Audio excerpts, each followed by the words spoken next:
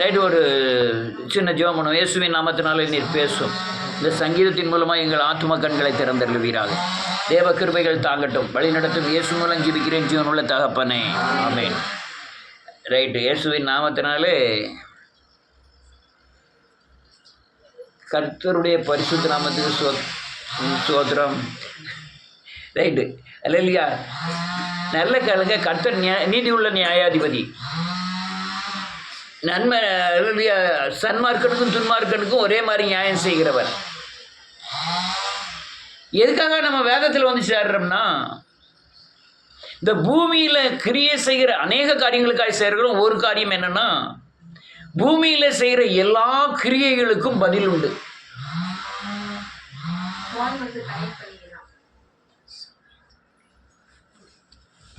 இல்லை,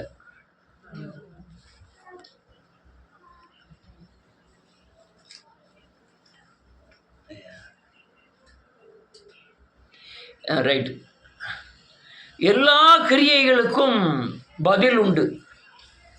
ஆனால் நம்முடைய கிரியைகளின் அந்த பதில் வந்து அநேக காரியங்கள் சரீரத்தில் நொறுக்கப்படுவதாகவும், உலகத்தில் வாழும்போது வேதனை அடைகிறதாகவும், பயங்கரமாய் நெருக்கப்படுகிறதாகவும் இருக்கிறதுனால இந்த உலகத்தில் கிரியேஸ் நான் எப்படி போதிக்கிறேன்னு எனக்கு தெரியல. சரியானபடி நான் போதிக்கணும்னு விரும்புகிறேன். சரியானபடி நீங்கள் கேட்கணும். அதாவது இந்த உலகத்தில் வாழ்கிற எல்லா மனுஷனுக்கும் அவன் செய்கிற நன்மைக்காவது தீமைக்காவது இந்த பூமியிலே சரீரத்தில் உபத்திரவத்தை அனுபவிக்கிறான். ஆனால் நான் செய்த என் முன்னோர்கள் செய்த அநேக கிரியைகளுக்கு உண்டான பலன் எனக்கு நன்மைக்கு எதுவாய் முடியாமல் அந்த அளவுக்கு அவங்க துரோகம் பண்ணினாலே, தேவனுக்கும் உலக ஜனங்களுக்கும் நீதிக்கும் சட்டத்திட்டத்திற்கும் விரோதமாய் நடந்தபடினாலே அது என் வாழ்க்கையிலே பயங்கர உபத்திரவத்தையும் என் சரீரத்தில் வியாதிகளையும் நெருக்கங்களையும் கொண்டு வந்தது. அந்த கொண்டு வந்து நாம் அந்த இதை அனுபவிக்கும் பொழுது யாரோ ஒரு ஆள் வந்து சொல்கிறாங்க, எந்த கோணத்திலே தேவன் நாம் தன்னை வெளிப்படுத்துகிறார். இப்படி இங்கே என்னை சேவித்தால் நீ இப்போ அனுபவிக்கிற தண்டனையை அனுபவிப்பதில்லை அப்படின்னு ஏதோ ஒரு கோணத்தில் நமக்கு புரிய வைக்கிறார். நம்ம அறிவுக்கு தகுந்தால் போல, நம்முடைய சூழ்நிலைக்கு தகுந்தால் போல தேவன் நமக்கு புரிய வைக்கிறார். ஆனால் ஒரு சிலர் ஆசீர்வாதத்திற்காக வரலாம், ஒரு சிலர் அல்லேலூயா நன்றியோடு கூட உலக சுகபோகத்துக்காக வரலாம். அநேகர் இந்த தண்டனையில் அனுபவித்து கொண்டிருக்கும்போது வந்து தேவனை சேவித்து விடுதலை அடைகிறார்கள். அல்லேலூயா. நல்லா கவனிக்கணும். எது கிருபைங்கிறத சொல்ல போகிறேன். உலகத்தில் எத்தனை நீதிமான்கள், எத்தனையோ அல்லேலூயா தான தர்மம் செய்கிறவர்கள், இரக்கமுள்ளவர்கள்லாம் இருக்கும்போது தேவன் நம்மை மட்டும் தேடி வந்து தன்னை வெளிப்படுத்தி அந்த செய்த அந்த தவறுக்காக உபத்திரவங்கள் அனுபவிக்கக்கூடாதபடி நம்மை பிரித்தெடுத்து தன்னை எனக்கு வெளிப்படுத்தி பூரண விடுதலைக்குள்ளே நடத்தி கொண்டிருக்கிறார். அல்லேலூயா. புரியுதா?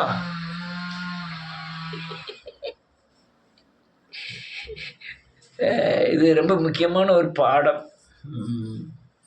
யாரும் சாதாரணமாக போய் கூப்பிட்டு நீங்கள் பேகத்தில் வந்துடலாம் ஒருத்தரும் வரமாட்டாங்க. ஒருவேளை ஏமாந்து வச்சு வந்தபடி. ஆனால் தீவிரமாய் தேவனை சேவிக்கிற அநேகர் இந்த உபத்திரவத்தின் மத்தியில் தான் தேவனை தெரிந்து கொண்டு உடனே வராங்க. அநேகர் ஹாஸ்பிட்டலில் போய் ஊழியம் செய்யும்போது அநேகர் மனம் திரும்பி இருக்கிறார்கள். அல்லேலூயா. எங்கள் அண்ணனுக்கு உடம்பு சரியில்லை, கை கால் வழங்கலை, ஐக்ரௌண்டில் வச்சுருந்தது. இப்போ இறந்துருவான் அப்போ இறந்துருவாங்கிற மாதிரி இருந்தது. 87 அநேகர் பிறந்திருக்க மாட்டேங்க.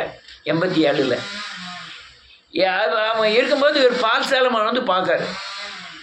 பார்த்துட்டு இது சாபத்தில் உள்ளது, ஆண்டவர்கிட்ட வந்தால் சுகமாயிடலாம் அப்படின்னோடனே இவன் ஏற்றுக்கிட்டான். எங்கள் அண்ணன் ஏற்றுக்கிட்ட உடனே மற்ற எப்பவும் ரொம்ப வீம்பு பேசக்கூடிய கொஞ்சம் படித்ததுனால கொஞ்சம் படித்த திமிரெலாம் இருக்கும். அது சாமியே கிடையாதுன்னு சொல்லக்கூடிய கோஷ்டி. சாமியாவது சாத்தான் ஆகுதுன்னு சொல்லக்கூடிய கோஷ்டி. இவர் வந்து சொல்லும்போது ஏற்றுக்கொள்ளக்கூடிய உபத்திரமும் பண்ணிக்கிட்டு இருக்கான், இல்லைன்னா ஏற்றுட்டு இருக்க மாட்டான். ஆனால் இவர் சொன்ன உடனே சரி ஏற்றுக்கிட்டு தான் அட்ரஸ் கேட்காரு. உடனே வீட்டு அட்ரஸ் எல்லாம் அட்ரஸுக்கு ஒரு 2 வாரத்துக்கு 2 நாள் வீட்டுக்கு வர ஆரம்பிக்கிறார். இப்படி தான் எங்கள் குடும்பம் அப்படியே நைஸாக ஒவ்வொரு ஆளாக தொடப்பட்டு எல்லாரும் ஆத்தோட போயிட்டாங்க. நான் மட்டும் தப்பிச்சிட்டேன். நான் மட்டும் தப்பிச்சிட்டேன். அல்லேலூயா. எங்கள் அண்ணன் ரசிக்கப்பட்டுட்டான், ரசிக்கப்படலை, ஆனால் சர்ச்சைக்கு வந்தான். எங்கள் அம்மா ரசிக்கப்படலை, சர்ச்சைக்கு வந்தான். ஆனால் நான் ரசிக்கப்பட்டோன்னே நான் சர்ச்சைக்கு வந்தேன், ரசிக்கப்பட்டேன். இப்போ இந்த லைனில் தான் அநேகர் வந்து இந்த உபத்திரவத்தின் மத்தியில் தான் தேவனை ஏற்றுக்கொள்ளுகிறார்கள். ஆனால் புரிந்து ஏற்றுக்கொள்ளக்கூடியவரும் இருக்காங்க, புரியாமல் ஏற்றுக்கொள்ளக்கூடியவங்களும் இருக்காங்க. ஆனால் புரிந்து இதுதான் சரி, இதான வழி, இதை அப்படி போகக்கூடியவங்களும் இருக்காங்க. ஆனால் எதை வந்தோம் போனோன்னு இருக்கக்கூடியவங்களும் இருக்கிறாங்க. யார் மாதிரி அப்படியும் இருக்காங்க. அல்லேலூயா. நிறைய பேர் அப்படிதான் வந்தோம் போனோம், நம்ம எதுக்கு வரோம்னே தெரியாது, என்னமோ வரோம், கொஞ்ச நேரம் சோத்திரம் போடுதோம், உடனே போகிறோம்ன்றது. எதுக்கு, என்ன காரியம், நாம் எப்படி இருந்து எங்கேருந்து வந்திருக்கோம், நம்ம எங்கே ஓடிக்கிட்டு இருக்கோம், நம்ம நிலைமை என்ன, நம்ம போகிற போக்கு சரிதானா, நம்ம சரியாமல் லெக்க போய் அடைவோமா அப்படிங்கிற எண்ணங்களே அநேகர்கிட்ட இல்லை. அல்லேலூயா. இதுதான் நம்ம சூழ்நிலை. இந்த சூழ்நிலையில் ஒருவேளை நம்மளை ரட்சிக்காம இருந்தான், அல்லேலூயா, என்ன, ஒருவேளை நம்ம தொடப்படாது இருந்தால்,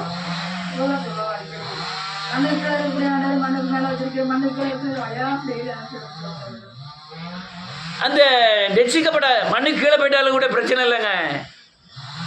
உலகத்திலிருந்து அனுபவிக்கிற காரியம் ரொம்ப மோசமாக இருக்கும். மண்ணுக்கு கீழே போனால் நம்ம என்ன நடக்குதுன்னு நமக்கு தெரியாது. ஆனால் உலகத்திலிருந்து அனுபவிக்கிற காரியங்கள் பயங்கர கொடிதாக இருக்கும். ஆனால் இப்போ ஒவ்வொருத்தரும் சாகுறான். இப்போ உலகத்தில் பார்த்தீங்கன்னா ரொம்ப சாகுறான். பணம் இருக்கவனும் சாகுறான், இல்லாதவனும் சாகுறான். வேதனைப்பட்டு அழியிறாங்க குடும்பங்களில், கணவன் மனைவிக்குள்ள, பிள்ளைகளுக்குள்ள, அல்லையா சொந்த பந்தத்துக்குள்ள எந்த வித உண்மையான அன்பே கிடையாது. ஒருத்தருக்கு ஒருத்தர் பயங்கரமான மோசமான விரோதமான பகையும் குரோதமும் கசப்பும் தான் இருக்குது. மனைவி மாதிரி நடந்துக்கிட மாட்டேக்கா, கணவன் மாதிரி நடந்துக்கிட மாட்டேங்க, பிள்ளை பெற்றோருக்கு வணங்க மாட்டேங்க. காரணம் என்னன்னா இந்த நியாய தீர்ப்புக்குள்ள வரல. அல்லேலூயா. இந்த தேவனுடைய பாதுகாப்புக்குள்ள வரல. இதுதான் பிரச்சனை. அல்லேலூயா. இதுதான் பிரச்சனை. அதனால நம்ம நானே என்ன நினைக்கிறது உண்டு,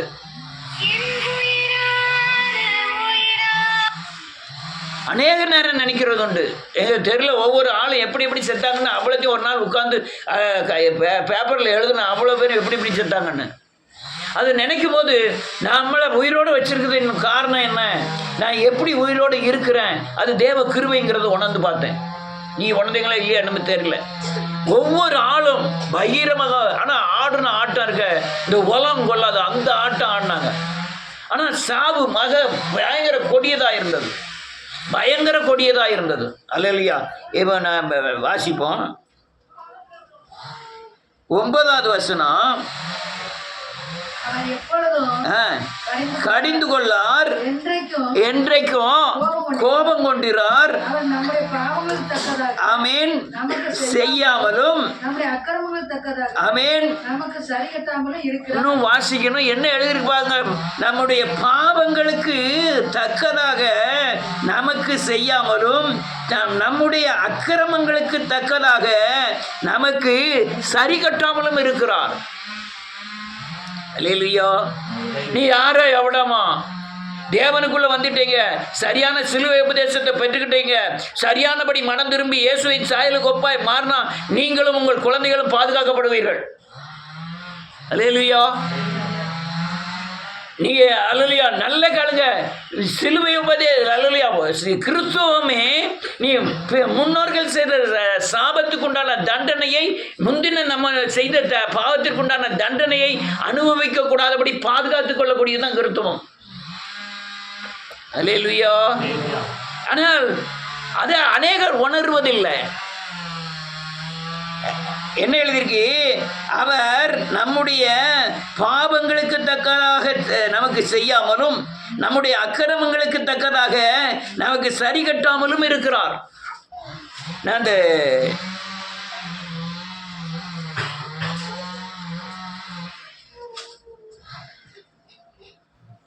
எலிசபெத் தங்கச்சி தான் சில நேரத்துக்கு நினைப்பேன். ரொம்ப அன்பா பேசுற மாதிரி பேசுவா. ஹல்லேலூயா.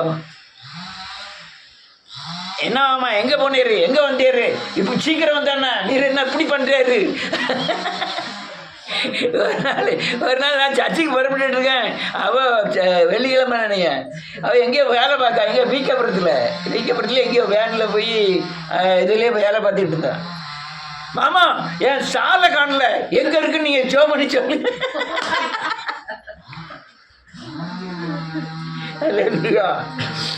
எனக்கு என்ன சொல்லுது, இது அன்பின் வெளிப்பாடு. அதான் வாரும் போறோம்னு உரிமையோட வாரும் போறோம் பேசுறது வைக்கிறது எல்லாம் இது அன்பின் வெளிப்பாடு. அல்லேலூயா. ஆனா தேவனை பிடிக்காம விட்டாங்களே, அவளை போதித்தும் தேவனை பிடிக்காம விட்டாங்களே. அல்லேலூயா. நான் அவளை மட்டும் சொல்லலை, ஒரு நிமிஷத்துல கொண்டு போயிட்டான் பிசாசு. ஒரு நிமிஷத்துல ஊர் அறிய, இந்த தேசம் அறிய, நான் தான் கொண்டவனு பிசாசு சொல்றான், சவால் விடுறான். நான் தான் எடுத்திருக்கேன், உங்களால என்ன செய்ய முடியுங்கிறத சவால் விடுறான். அல்லேலூயா. பிறகுதான் நினைச்சேன், அதுக்கப்புறமாவது நான் யாரையும் கைவிட்டக்கூடாது, நான் போதிக்கிறது தான் போதிக்கிறேன், கடிந்து கொண்டு போதிக்கிறேன், அன்பா போதிக்கிறேன், பிரயாசம் சரீரத்தில் பிரயாசம் எடுத்து போதிக்கிறேன். அவ்வளோ போதிச்சும் இப்படி ஒரு சில இது கையை விட்டு போயிருது, என்ன செய்ய முடியும்? நான் எத்தனையோ எவ்வளோ தூரம் அவ்வளோ உட்கார வச்சு நான் போதிச்சிருக்கேன். ஆனால் அன்னைக்கு கையை விட்டு போயிட்டுதாங்கிற வருத்தம் எனக்கு ரொம்ப உண்டு. யாருமே அப்படி புற்றக்கூடாது. அதாவது ஒரு சபையில் வந்து சபைக்கு அடங்காமல் திமிரி போவாங்க, அதை பற்றி எனக்கு பிரச்சனை கிடையாது.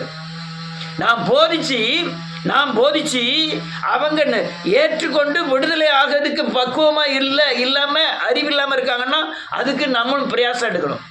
நான் போதிக்கிறேன், நீங்கள் புரிந்து கொள்ளக்கூடிய பலன் இல்லை, ஆனால் நீங்கள் புரிய வரை போதிக்கணும். ஆனால் புரிந்தவர்கள் நான் திமிர்வேன்னு சொல்லும்போது அவங்களுக்கு போதிக்க முடியாது. அல்லேலூயா. உறங்குனவன் எழுப்பிடலாம், உறங்குத மாதிரி நடிக்கிறவனெலாம் எழுப்ப முடியாது. அல்லேலூயா. அதனால் வேதம் சொல்லுது, நம்முடைய பாவங்களுக்கு தக்கதாக நமக்கு செய்யாமலும் நம்முடைய அக்கிரமங்களுக்கு தக்கதாக சரி கட்டாமலும் இருக்கிறார். அதுக்கு அடுத்த வசனம் சொல்லுது, பூமிக்கு வானம் எவ்வளவு உயரமாக இருக்கிறதோ அவருக்கு பயப்படுகிறவர் மேல் அவர் கிருபையும் அவ்வளவு பெரியதாக இருக்கிறது. அல்லேலூயா. எவ்வளவு பெருசா இருக்கு. அளந்து பார்ப்போம், வானத்துக்கும் பூமிக்கும் கிருபை இருக்கு. அவ்வளோ எவ்வளோ காணும் கிருபை, அளவிட முடியாத கிருபை. யாருக்கு இருக்கு? நான் பலவீனன் என்று சொல்றவனுக்கு யாருக்கு இருக்கு? ஆண்டவரே எனக்கு நீதியை சரி கட்டாமல் இருந்தேரே உமக்கு சோத்திரம், தேவனுக்கு பயப்படுறோம்ல அவனுக்கு இருக்கு. அல்லேலூயா. அநேகர் இந்த நன்மையை பெற்ற அநேகர் தேவனுக்கு உண்மையா இல்லை. ஏன்னா அந்த உலகத்தை ஜெயிக்க முடியல. அல்லேலூயா. உலகத்தை ஜெயிக்க முடியல, பிசாசை ஜெயிக்க முடியல. அல்லேலூயா. அவ்வளவு பெரிய கிருபையினாலே அந்த கிருபை என்ன செஞ்சது? உங்க பாவங்களை விளக்குச்சு. என்ன செஞ்சது? என்னது? கிருபை எனக்கு பணம் தரல, கிருபை என்னை விடுவிக்கல, கிருபை நீங்க தண்டனை அடையக்கூடாதபடி, அக்கிரமத்துக்கும் பாவத்துக்கும் அவர் நீதியை சரி கட்டப்படாதபடி நமக்கு கிருபையை கொடுத்து பாவத்தை கிழக்குக்கும் மேற்கும் எவ்வளவு தூரமோ அவ்வளவு தூரமாய் விளக்கினார். அல்லேலூயா. பாவத்தை விளக்குனா பாவத்தின் தண்டனையும் என்ன செய்யப்படுகிறது? விளக்கப்படுது. சாபத்தை என்னையும் சாபத்தையும் கிழக்குக்கு மேற்கு அவ்வளவு தூரமாய் விளக்கினார் சாபத்தை. அப்போ அந்த தண்டனை எனக்கு விழாதபடி அவர் ஏற்றுக்கொள்ளுகிறார். அல்லேலூயா. ஒரு வசனத்தை வாசிப்போமே, 130வது சங்கீதம். இதில் ஒரு பகுதி கை இருக்கட்டும். அந்த 130வது சங்கீதத்தை எடுங்க, 1வது வசனத்திலிருந்து வாசிக்கலாம்.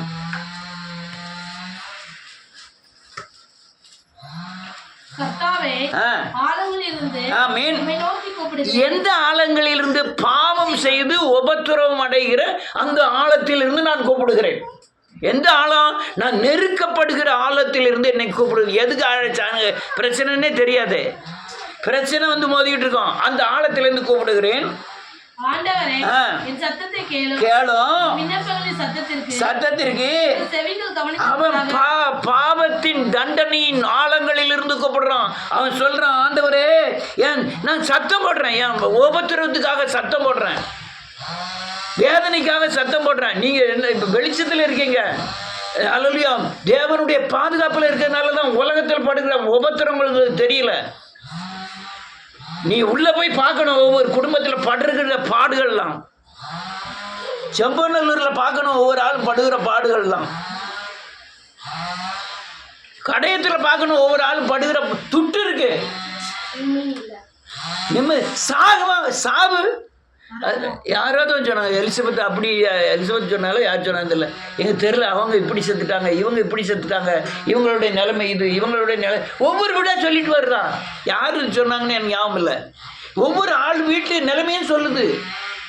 யாரோ சொன்னது எனக்கு ஞாபகத்தில் வருது.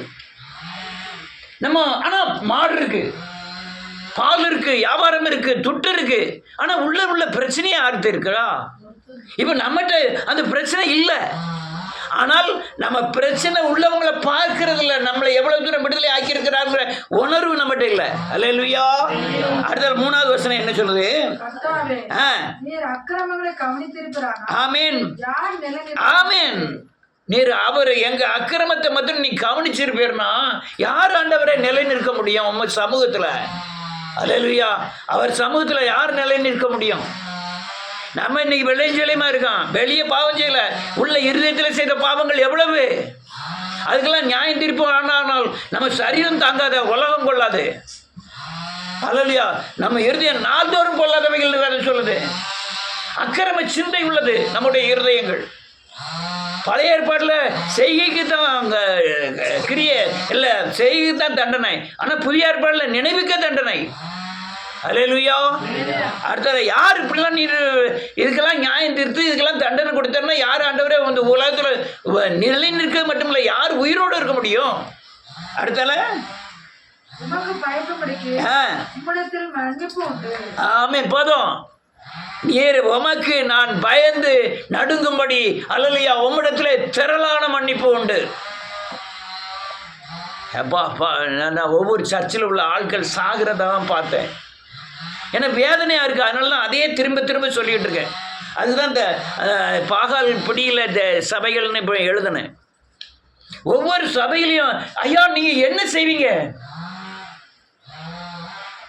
ஊழியக்காரர் அல்லேலூயா வேசித்தனம் பண்ணுகிறார், கொள்ளடிக்கிறாரு, வட்டி கொடுத்து வாங்குறாரு, அநியாயம் அவ்வளவு பண்ணுறாரு.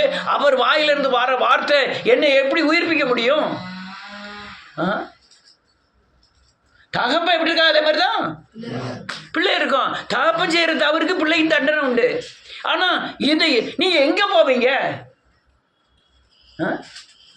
ஏஜிட்ட போயிட்டு ஏஜியில் போகிறீங்க ஐயா, ஒவ்வொரு ஆளும் கேன்சரில் சாகுறாங்க, ஒவ்வொரு ஆளும் கேன்சரில் சாகுறான், ஒவ்வொரு ஆள் ரோட்டில் அடிபட்டு சாகுறான், ஒவ்வொரு ஆளும் வியாதி வந்து சாகுறான், ஒவ்வொரு வீடுகள்லையும்.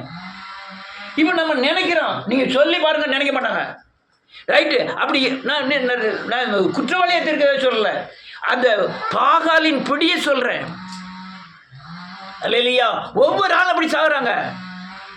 ரைட்டு. அவங்ககிட்ட நான் ஒருத்தன் உணர்ந்துட்டான், அவன் எங்கே போவான்? எங்கே போவான்? சர்ச்சுக்கு போனால் அடுத்தால ஒரு பிள்ளை செத்துட்டு அடுத்த பிள்ளை சாக போகுது. அந்த தண்டனை அப்படி தான் வரும். ஒருத்தனை பிடிச்ச உடனே அந்த வீட்டில் அடுத்தால யார் காலி பண்ணலாம், அந்த வீட்டில் சுற்றி வரும் அந்த ஆவி. அடுத்தால அவன் வெளியே போகணும்னு நினைக்கான், எந்த சர்ச்சுக்கு போவான்? சரி, இந்துக்கு போயிடலாமா? இதுதான் பிரச்சனை, இதுதான் பிரச்சனை. ஒரே வழி சிலுவைதான். அல்லேலூயா. சிலுவைதான். யார் ஆண்டவரை நிலை நிற்பான்? ஆண்டவரை அவன் சரண்டராதான். என்ன சரண்டராதான் பாருங்க. அந்த 130 சங்கீதத்தில் நான் மூடிட்டுன்னு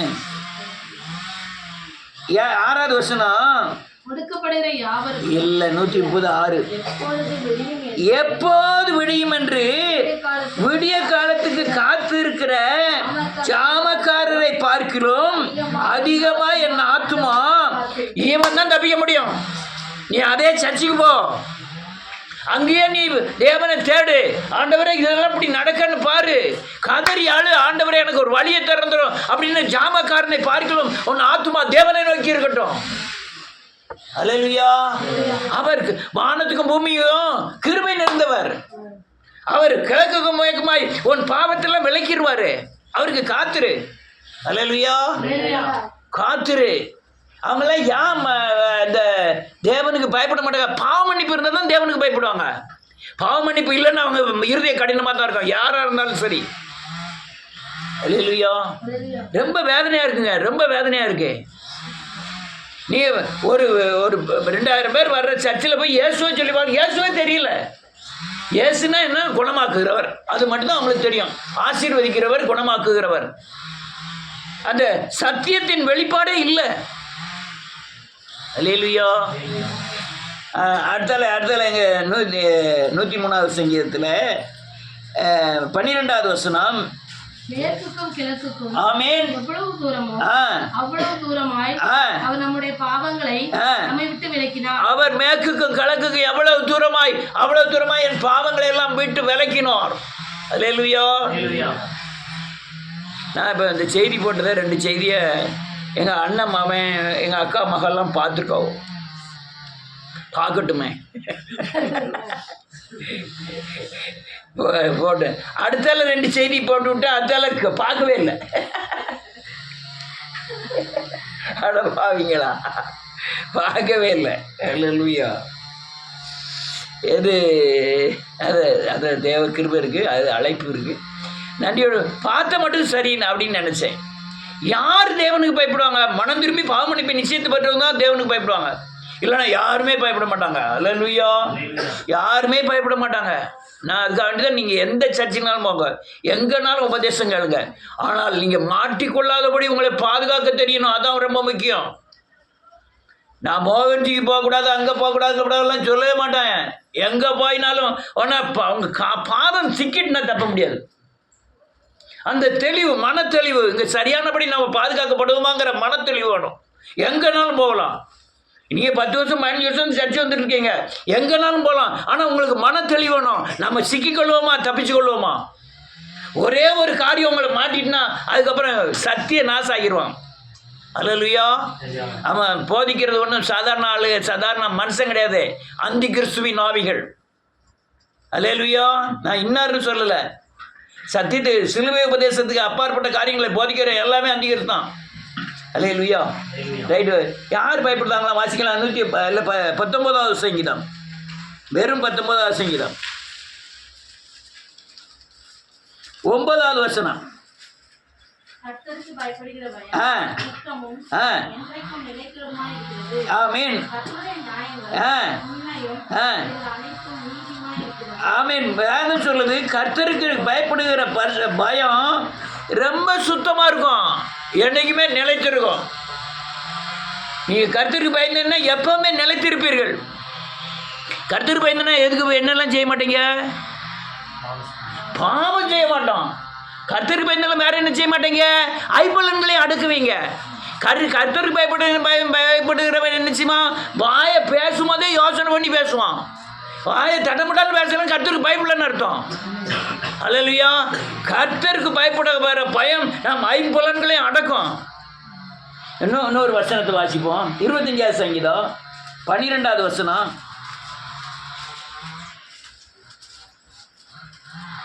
கர்த்தருக்கு பயப்படுகிற மனுஷன் எவனோ அவனுக்கு தான் தெரிந்து கொள்ள வழியை போதிப்பார். ஆமென். வேதம் சொல்லுது, கர்த்தருக்கு பயப்படுகிற மனுஷன் எவனோ அவனுக்கு தாம் தெரிந்து கொள்ளும் சத்தியத்தின் வழியை போதிப்பார்.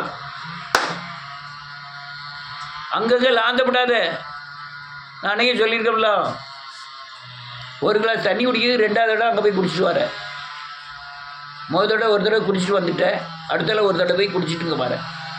கேட்கணும், நான் சொல்கிறது கேட்கணும். அல்லேலூயா. வேதம் சொல்லுது, கர்த்தருக்கு பயப்படுகிற மனுஷன் எவனோ அவனுக்கு நாம் தெரிந்து கொள்ளக்கூடிய வழியை நமக்கு போதிப்பார். அல்லேலூயா. நான் அதான் முதல்ல சொன்னது, பிரசங்கம் பண்ணது சரியா தரியாரா, நான் நிற்பேனா நிற்க மாட்டேனா, இதில் நான் தப்பிக்கணும்னா தப்பிக்க மாட்டேனா, நான் மனுஷனை சார்தானா ஆண்டவரை சார்தானா எல்லாம் தெரியணும். அதை உங்களுக்கு போதிப்பார். நீங்கள் கருத்துருக்கு பயந்தோம்னா என்ன பாரு, இது சரி இது சரியில்லை, இதன்படி போ இதன்படி போ அப்படி போதிப்பார். வசனத்தை உங்களுக்கு போதிப்பார். உங்களுக்கு என்னைக்கோ படித்த வசனத்தை கொண்டு வந்து உங்கள் சூழ்நிலையவே மாற்றிடுவார். எனக்கு அநேக நேரம் அப்படி நடந்திருக்கு. வீட்டில் வர பிரச்சனையை சந்திக்கிறதுக்கு நான் பைபிளை எடுத்து வாசித்து தேடி பார்ப்பேன், கிடைக்கல, உட்காந்து ஜெபம் பண்ணிகிட்டே இருப்பேன். கரெக்டாக ஒரு வசனத்தை கொடுத்து என் வாழ்க்கையில் உள்ள எல்லா காரியங்களுக்கும் திறவுகள் அது மாறிடும், அப்படியே ஓப்பன் ஆயிரும். அந்த வசனத்தை வாசிப்பேன், அந்த வசனத்தின்படி தேற்றப்படுவேன், அந்த வசனத்தை அநேகர்கிட்ட சொல்லணும்னு முயற்சி பண்ணுவேன், அது அநேகரை தேற்றக்கூடியதாக மாறிடும். வசனத்தின் விடுதலை தான் சரியான விடுதலை. அல்லேலூயா. 100 வசனத்தை வாசிப்போம். 128வது சங்கீதம் 1 வாசிக்கலாம். கர்த்தருக்கு பயந்து அவர் வழிகளில் நடக்கிறவன் எவனோ அவன் பாக்கியவான். நீ பயந்து நடந்தன்னா வருகிற ஆசீர்வாதத்தை குறித்து எழுதியிருக்கு. அவர் வழிகளில் நடக்கிறவன், அதாவது பயந்து அவர் சத்தியத்தின்படி நடக்கிறவன் அவன் தான் பாக்கியவான். அவன் கைகளின் பிரயாசத்தை ஆஸ்பத்திரியில் டாக்டர் சாப்பிட மாட்டார். யார் சாப்பிடுவா? நாம் சாப்பிடுவோம். அவனுக்கு என்ன உண்டாகுமா? பாக்கியமும் நன்மையும் உண்டாயிருக்கும். அவன் மனைவி பயங்கரமான சண்டைக்காரியாக இருப்பாள். மனைவி வீட்டோரும் கனினா என்னது? அன்பு, சந்தோஷம், சமாதானம், நீடிய பொறுமை, தயவு, நற்குணம், சாந்தம், விசுவாசம், இச்சை அடக்கம், இந்த கனி உடையவளாய் இருப்பாள். பந்தியை சுற்றி ஒலிவ மர கன்றுகளை போல, அதாவது அபிஷேகத்தில் நிரம்பக்கூடிய பிள்ளைகளாய் இருக்கும். அடுத்தால நல்ல கழுங்க, இதோ கர்த்தருக்கு பயப்படுகிற மனுஷன் இவ்விதமாய் ஆசீர்வதிக்கப்பட்டிருப்பான். இது போதுமா? துட்டு வேணுமா? கணவன் மனைவி பிள்ளைகள் நல்லா இருந்து சாப்பிட்டு ஒழுங்கா இருந்தா போறாதா? நீ கர்த்தருக்கு பயப்படணும். அல்லேலூயா. இது பெரிய சொத்து. இந்த உலகத்தில் பெரிய சொத்து என்ன தெரியுமா? கணவன் மனைவி பிள்ளைகள் ஒருவருக்கொரு இணங்கி ஒருவருக்கொருவர் கீழ்ப்படிந்து சரியான ஆண்டவர்கிட்ட ஆகாரத்தை பெற்று புசித்து சமாதானமாக இருப்பதும் பெரிய சொத்து. ஆமென். அதனால் கர்த்தருக்கு பயப்படணும். பயப்படுகிற யார் பயப்படுவா? யாருக்கெல்லாம் பாவத்தை கிழக்குக்கும் மேற்குக்கும் நீக்கி இருக்கிறாரோ அவன் பயப்படுவான். யார் பயப்படுவா? கிருபை பெற்றவர்கள் பயப்படுவார்கள். யார் பயப்படுவார்கள்? அல்லேலூயா. 100 வசனத்தை வாசி முடிப்போம். 103வது சங்கீதம் 13வது வசனம்.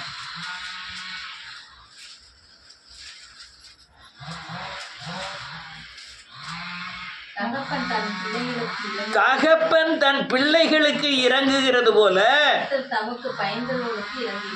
கர்த்தர் தமக்கு பயந்தவர்களுக்கு இறங்குகிறார். அல்லேலூயா. ஒரு குடும்பத்தில் தகப்பனோட உழைப்பு அதிகமா, நடத்துதல் அதிகமா, தாயோட நடத்துதல் அதிகமா?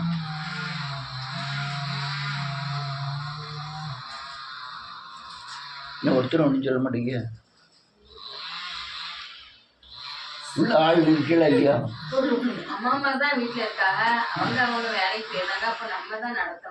நடத்தணும். பிள்ளைகளை நடத்தி சரி, குடும்பம் எல்லாத்தையும் நடத்துறது சொல்றேன். தகப்பன் எவ்வளவுதான் மனைவி உழைத்தாலும் பிள்ளைகளுக்கு பராமரித்தாலும் பிள்ளைகளுக்கு, ஆனால் மனைவியோட பாட்டு ரொம்ப அதிகம். பிள்ளையாலும் எந்திரிச்சு அதை இல்லையா பிள்ளைகளை எழுப்பி இவன் பாட்டிலும் உறங்கிட்டே இருப்பான். 8 மணி 9 மணி பிள்ளை எந்திரிச்சு முத்தத்து தொளிச்சு கோலம் போடுறது கிடையாது. இப்போ தொழிலே கிடையாது. உடனே குடுக்குடுன்னு கடைக்கு போய் அந்த இந்த சமையலுக்கு உண்டான ஆகாரத்தெல்லாம் வாங்கி பிள்ளைகளுக்கு, அது 2-3 பிள்ளைகளாக இருந்துட்டுனா செல்விக்கு ரொம்ப சங்கடம் தான். குளிப்பாட்ட வைக்க, ட்ரெஸ் போட, மூக்க துடைக்க, வேறு ட்ரெஸ்ஸை போட, உடனே ஸ்கூல் இது வந்துடும், வேன் வந்துடும். வேன் வந்துட்டு நின்றுக்கிட்டே ஊட்டுவாங்க. சில வீட்டில் பார்த்துருக்கேன்.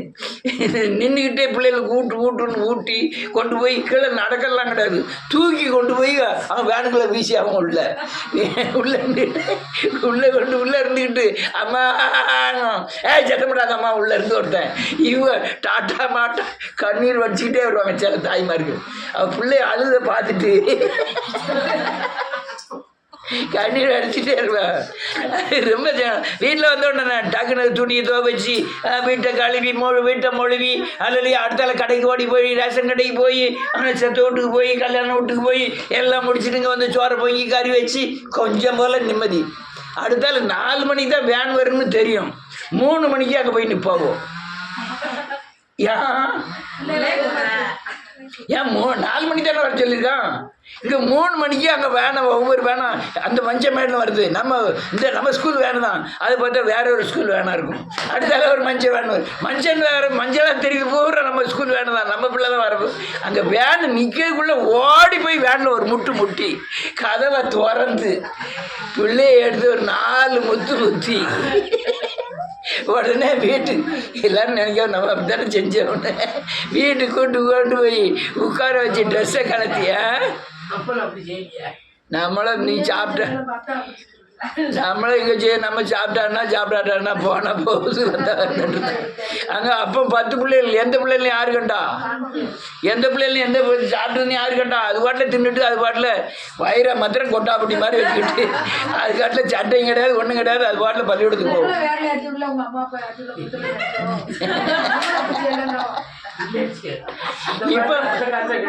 இப்போ உங்களுக்கெல்லாம் ட்ரெஸ் இருக்கு, அப்போ எப்படி தெரியுமா, பின்னால் 2 கிழிஞ்சிருக்கும். அது டவுசர் இருந்துச்சு அள்ளி சொருவிருப்பாங்க, இப்படி சொருவிட்டு சட்டை போட்டிருப்பாங்க, சட்டையில் ஒரு பட்டன் இருக்காது, சட்டையை பிரிச்சாங்கள அங்கே ஒரு பை இருக்கும், பழைய ஞாபகம் தான் பையன், ஒரு மஞ்சள் பை இருக்கும், அதில் ஓட்ட சிலேடு ஒன்று கிடக்கும், அதில் பென்சில் வந்து என்ன குச்சி இருக்காது, அந்த இதை வச்சுக்கிட்டு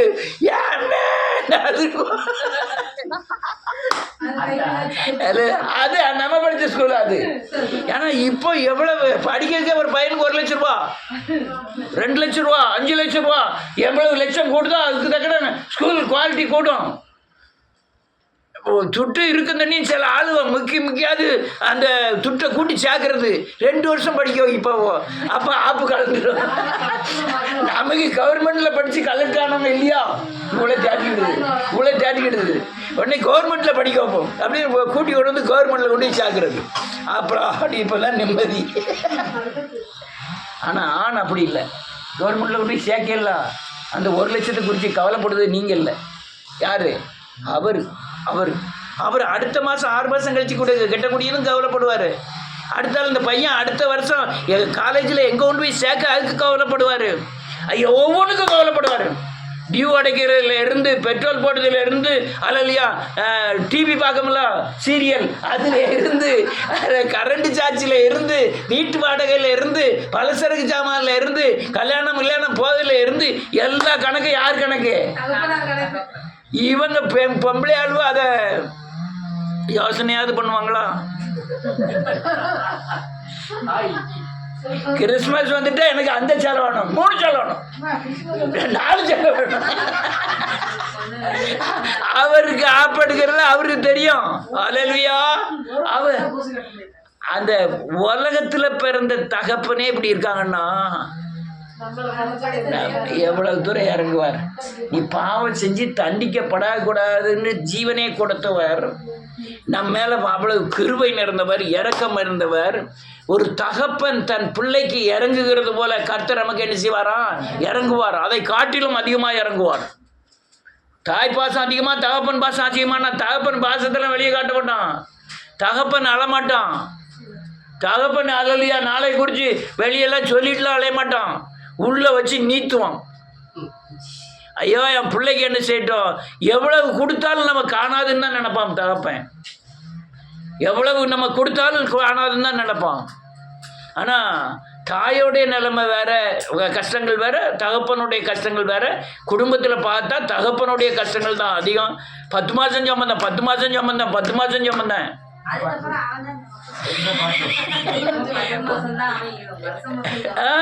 சமைக்கணுமே. தனக்கு துணி எடுக்காம, சட்டை பேண்ட் எடுக்காம, கிறிஸ்துமஸுக்கு பிள்ளைகளுக்கு மட்டும், பொண்டாடி பிள்ளைகளுக்கு மட்டும் எடுத்த ஆட்கள் நிறைய உண்டு. எனக்கு தான் போதுமே, ஏகப்பட்டது இருக்கு, வேண்டாம்ன்றுவான். அப்படிதான் அநேகருடைய தகப்பன். நம்ம தகப்பன் விட்டுருவாரா? விட மாட்டாரு. நீ பாவம் செய்யாத வரை, நீ சத்தியத்தை மீறாத வரை என்ன செய்ய மாட்டார், விட மாட்டார். அதனால் நீங்கள் கிழக்குக்கும் மேற்குக்கும் எவ்வளோ தூரமாக உங்கள் பாவங்களை அவ்வளோ தூரமாய் தேவன் விளக்கிறார். உங்களை அல்லலுயா அவர் நமக்கு பாவங்களுக்கு அல்லலுயா சரி கட்டுவாரானால் அவர் முன்பாக நிலை நிற்கிறவன் யார்? ஒருத்தருமே நிலை நிற்க முடியாது. கர்த்தர் நம்மை பாதுகாக்கிறார். கர்த்தர் நம்மை ஆசீர்வதிப்பார். எல்லாரும் எழுந்து நிற்போம்.